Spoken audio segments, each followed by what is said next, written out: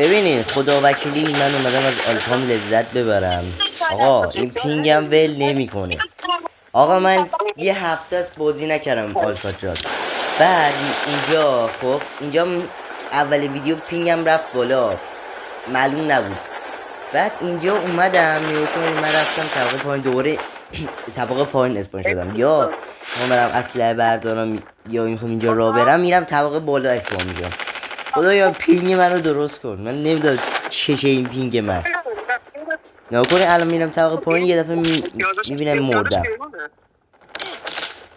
خدا. بعد اینجا من میرم نکن دوباره اینجا پینگم هم خراب چیز بالا رفت خراب شد. بعد دوباره میخوام از اینجا رد شم، دوباره از همونجا اسپام میشم.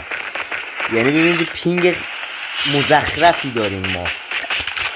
بچه اگه این اتفاقای پینگ براتون پیش اومده، الان واسی اینجا هم نگاه کن، اینجا هم نگاه کن. من اینجا اسلحه برمیدارم، باتر میخوام بزنم،